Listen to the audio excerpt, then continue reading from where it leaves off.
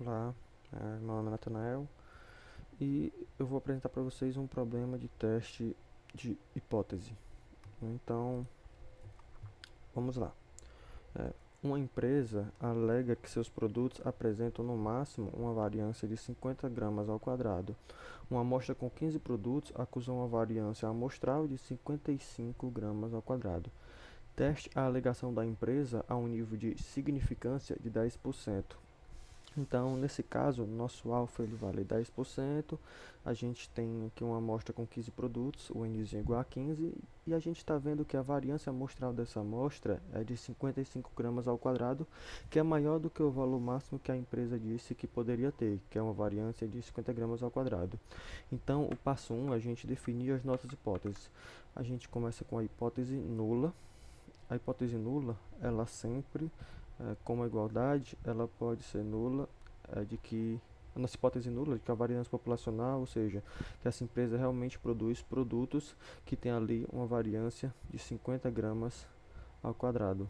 E a hipótese alternativa é o momento que a gente está ali indo contrário a essa empresa, que a gente está alegando que ela está errada. E a gente vai alegar isso falando que a variância populacional, ou seja, que a variância dos produtos que essa empresa produz, na verdade, é maior do que 50 gramas ao quadrado. Aqui a gente escolheu o maior porque no enunciado diz que a empresa alega que a variância é no máximo. Então, a gente está mostrando aqui que não, né, que a variância é maior que esse valor máximo aí, certo? Então, aí a gente está no teste de hipótese unilateral superior, porque a nossa hipótese nula tem um sinal com maior que. Se ela tivesse o menor que, a gente estaria no unilateral inferior, e se tivesse o sinal de diferente, é porque a gente estaria no caso bilateral. Tá bem. Bom, o passo 2 é calcular a nossa estatística de teste, que no caso vai ser o nosso que. Esse x aqui é na verdade que, é uma letra grega, tá? Então, o nosso que é o quadrado de teste.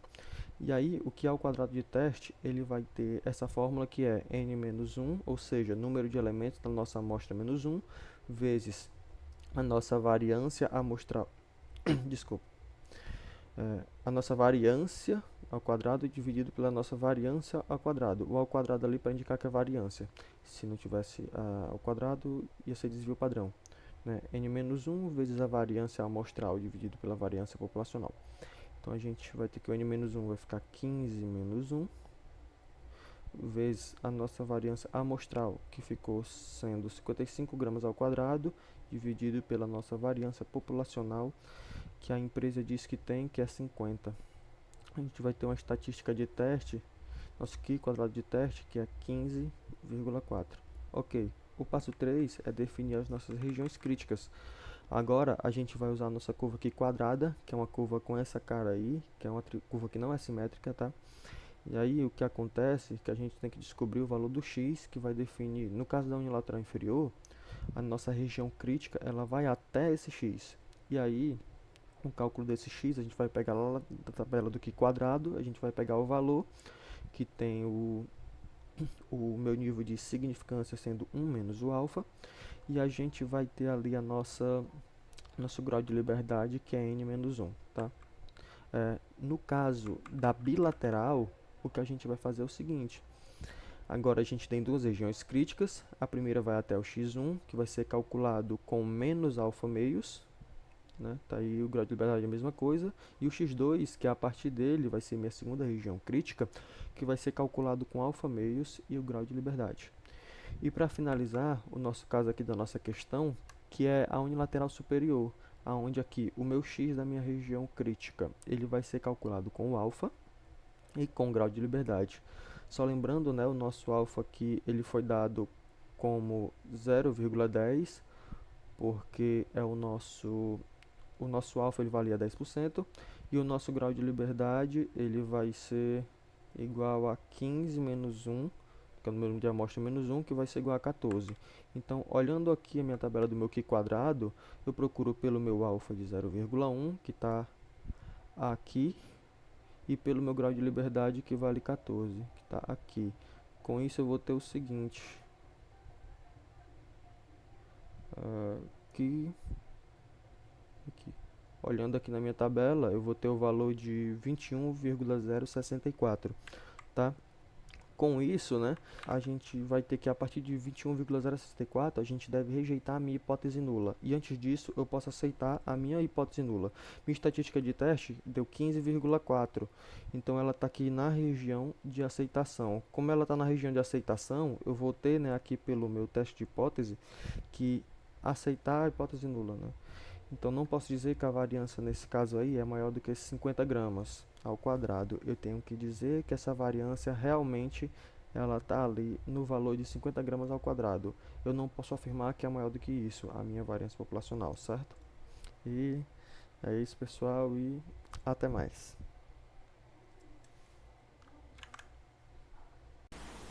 Oi, meu nome é Iago. Vou resolver uma questão sobre o teste de hipótese. É uma questão do nosso cotidiano, o teste de hipótese para a média salarial.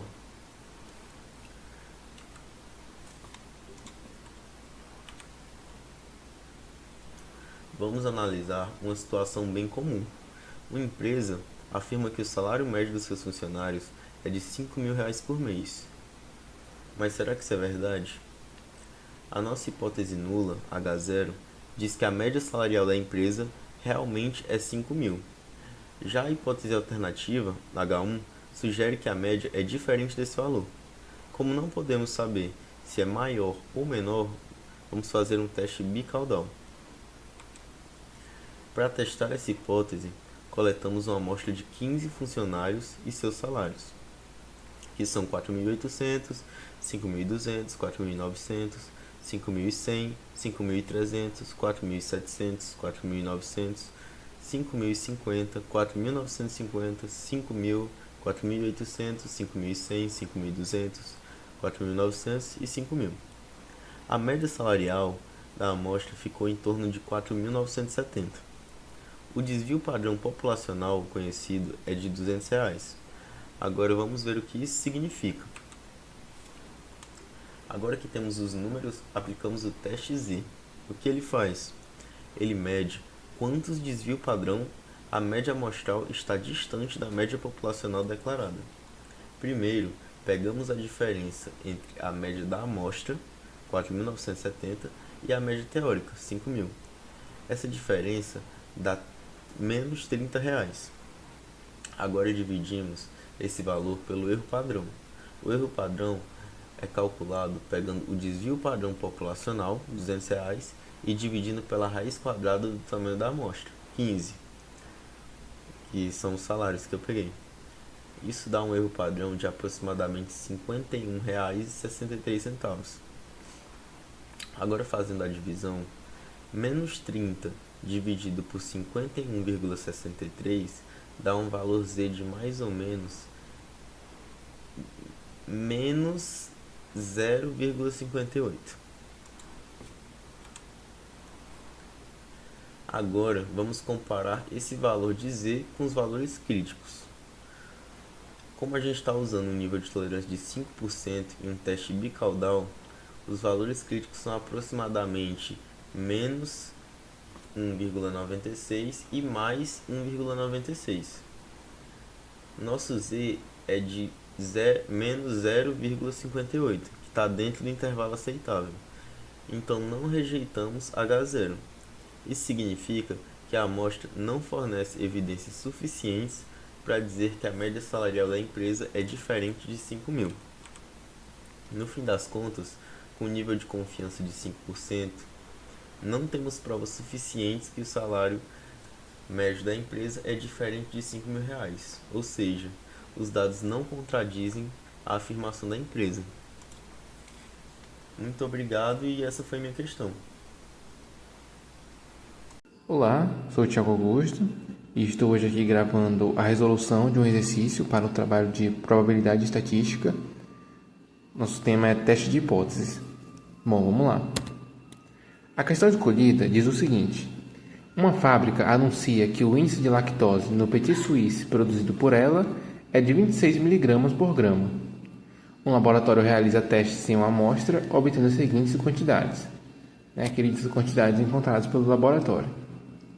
Sabe-se que o índice de lactose aceitável para esse produto se distribui normalmente com variância de 5,36 mg ao quadrado. Com um nível de confiança de 5%, pode-se aceitar a afirmação do fabricante? Bom, o fabricante ele informou que a quantidade de lactose do produto é de 26 mg. Então essa vai ser minha hipótese nula. Meu H0 é igual a 26 mg. E nós queremos, uma hipótese alternativa de que esse valor é diferente. Como ele não especifica, se é um valor maior ou menor do que o informado, a gente vai considerar que essa curva vai ser bicaudal. Bom, para começar, vamos analisar a quantidade de amostras. O laboratório realizou o teste em 10 amostras, como nós vemos aqui. Agora, nós podemos usar esse valor, os valores obtidos e a quantidade, para calcular a média amostral, que se dá pela seguinte equação. Eu vou ter que meu x vai ser igual à soma das amostras dividido pela quantidade, que é 10. Obtendo assim uma média amostral de 25,3 mg. Agora, vou desenhar aqui a curva para que a gente possa encontrar os pontos as extremidades. Como ele nos informou que o nível de confiança é de 5%, a gente vai dividir esse 5% para cada lado, sendo mais ou menos. Então, para cada lado eu vou ter 2,5%, e que vai ser a minha área que não vai ser aceita. E a minha área aceitável vai ter 47,5% cada lado, a esquerda e a direita do zero. Bom, agora nós precisamos encontrar o valor dessa minha região aceitável na tabela Z. Tenho aqui 47,5, ou seja, 47,5% de cada lado. Então, vamos olhar na tabela Z. Aqui na tabela Z vou procurar o 47,5%, está aqui. Ele está indicando para 1,9 e 6. Ou seja, os meus pontos críticos aqui vão ser 1,96 e menos 1,96, o que nos dá a nossa região de aceitação, entre esses pontos. Continuando aqui, nós temos que a variância é de 5,36 mg ao quadrado. Então, a nossa variância no fim vai ficar 2,32. E agora nós podemos calcular o nosso Z. Nós temos aqui a fórmula, substituindo os valores, nós vamos obter 25,3 menos 26 elevado a 2,32 sobre raiz de 10, o que vai me dar que o Z é igual a menos 0,95. Esse ponto está dentro da minha zona de aceitação e por isso nós vamos considerar como correta a hipótese nula. Realmente a média o índice de lactose é de 26 mg por grama. Olá, meu nome é Victor e eu vou estar apresentando para vocês uma questão de probabilidade estatística do conteúdo de tese de hipóteses, um problema com média populacional com variância conhecida. O problema é o seguinte: um pesquisador deseja estudar o efeito de certa substância no tempo de reação de seres vivos a certo tipo de estímulo. Um experimento é desenvolvido com cobaias, que são inoculadas com substâncias e submetidas a um estímulo elétrico, com seus tempos de reação anotados. Os seguintes valores foram obtidos. Admite-se que o tempo de reação segue, em geral, um modelo normal com média de 8 segundos e desvio padrão de 2 segundos. O pesquisador desconfia, entretanto, que o tempo médio sofre alteração com influência da substância. Teste essa hipótese a nível de 6% de significância. Bom, primeiro, precisamos definir a hipótese nula e a hipótese alternativa. O autor fala que admite-se que o tempo de reação segue, em geral, um modelo normal com média em 8 segundos e desvio padrão de 2 segundos, ou seja, isso daqui é a nossa população. Então, isso é a nossa hipótese nula, onde o tempo médio de reação não se alterou, ou seja, a média é igual a 8 segundos, onde H0 tem a média de 8 segundos. Porém, em contraponto, o pesquisador desconfia, entretanto, que o tempo médio sofre alteração por influência da substância. Então, essa daqui é a nossa hipótese alternativa, onde o pesquisador desconfia que o tempo médio sofre alteração, nem para mais nem para menos, ou seja, o valor é diferente, onde ele fala que o tempo médio de reação foi alterado, ou seja, a média é diferente de 8, onde a média é diferente de 8. Como conhecemos o desvio padrão populacional e a amostra é pequena, vamos usar o teste Z para uma amostra. Aqui vamos calcular a média na nossa amostra, que dá aí a média de 9,1 segundos. Tendo o resultado da média amostral, nós podemos assim calcular o Z, com a seguinte fórmula, tendo aqui também a média populacional, o desvio padrão e o tamanho da amostra, onde fazendo os cálculos e substituindo os valores, nós temos o resultado de 1,74, que colocando no gráfico, nós podemos analisar as seguintes informações. Nós podemos ver aqui, por exemplo, as regiões críticas, tanto do lado esquerdo como do lado direito. Como estamos usando um nível de significância de 6% e é um teste bicaudual, dividimos o alfa por 2, resultando em 3%, ou seja, os 6% de significância eles são divididos em 3, que dá o resultado, se consultado na tabela Z, um valor de aproximadamente 1,8, 8,8. Ou seja, menos aqui desse lado, menos 1,88, e desse lado 1,88 como região crítica. Onde nós temos aqui o ponto zero, onde o valor da hipótese zero é aceita, e com o z calculado, aquele valor que calculamos de 1,74, vemos que ele ainda não se encontra na região crítica, ou seja, ele não se encontra na região crítica e está dentro da região de aceitação, entre os menos 1,88 e 1,88, não rejeitando assim a hipótese nula, onde, por exemplo, caso a gente pegasse e calculasse um valor de z que entrasse dentro dessas regiões críticas, a nossa hipótese aceita seria diferente. No caso, nesse cálculo aqui de 1,74, a hipótese que se confirma é a de que realmente o modelo segue a média de 8 segundos. Porém, caso, por exemplo, algum valor que desse dentro dessas regiões críticas, a hipótese que iria se confirmar seria a do que o pesquisador estaria desconfiado, de que, né, haveria aí a influência da substância em seus resultados. Portanto, ao nível de 6% de significância, não há evidência suficiente para afirmar que a substância alterou o tempo médio de reação das cobaias. Olá, eu vou ensinar como que resolve esse exercício de teste de hipóteses com proporção. Bom, a companhia RA Technology afirma que a porcentagem dos aparelhos defeituosos que ela produz não excede 5%. Uma amostra de 100 desses aparelhos apresentou 7 com defeitos. O que eu vou querer é testar a hipótese dessa empresa usando um nível de significância de 0,01.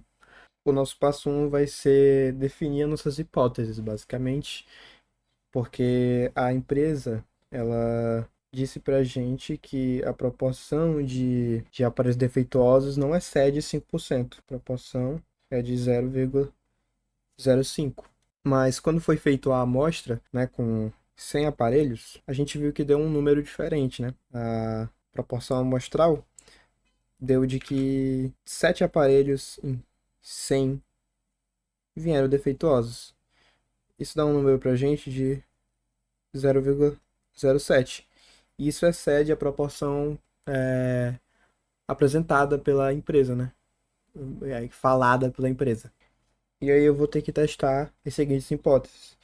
A hipótese nula, que foi apresentada pela empresa, de que a proporção não excede 5%, e a hipótese de que a nossa proporção populacional é maior que 0,05, visto que a proporção amostral, né, deu maior. E aí o nosso passo 2 vai ser calcular as nossas estatísticas de teste, né, que se chama de z-teste. No caso, a gente vai calcular ela como z de teste igual a população amostral menos população dividido pela raiz da população vezes 1 menos a população dividido pelo número de amostras. E aí a gente colocando os números agora, a nossa proporção amostral foi de 0,07, que a gente pode ver aqui em cima, menos a proporção proposta, né, pela empresa, dita pela empresa, de 0,05, dividido, né, pela raiz de P, que no caso é 0,05, menos 1 vezes 1 menos 0,05 de novo, dividido pela quantidade de amostras, né, que foi 100 produtos, de acordo com o que a questão nos entregou. Esse número inteiro aqui, se você, né, calcular ele, vai dar 0,918. E aí a gente vai guardar esse número aqui porque ele vai ser útil para a gente depois. Então, o nosso terceiro passo vai ser a definir a nossa região crítica. Como o nosso caso é de não poder exceder, a gente vai ter um caso de unilateral superior. Nesse caso, a gente vai pegar Z, né, para descobrir o valor aqui na tabela normal de distribuição, a gente vai pegar Z 1 menos alfa. Esse alfa é o nosso nível de significância que a gente estabeleceu lá no começo. Então, a soma aqui vai ser basicamente Z, né, na tabela, de 1 menos 0,01, que dá, né, o Z de 0,99.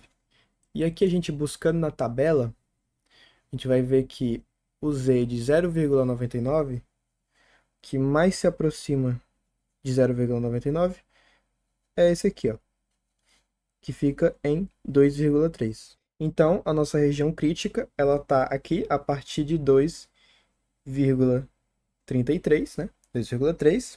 Ou seja, se o nosso z-teste passar da nossa região crítica, a teoria é rejeitada. E se ele ficar atrás da região crítica, né? Fora da região crítica, a nossa teoria é aceita. Se a gente for olhar novamente o nosso z-teste, que foi aquele valor que a gente achou, ele deu 0,918. Ou seja, ele fica fora da região crítica. Então, fazendo todo esse teste de hipótese, a gente pode falar de que a nossa hipótese de que P não passa de 0,05 não é rejeitada, né? Que então ela está aceita, né? Não é rejeitada. A gente não tem como rejeitar ela.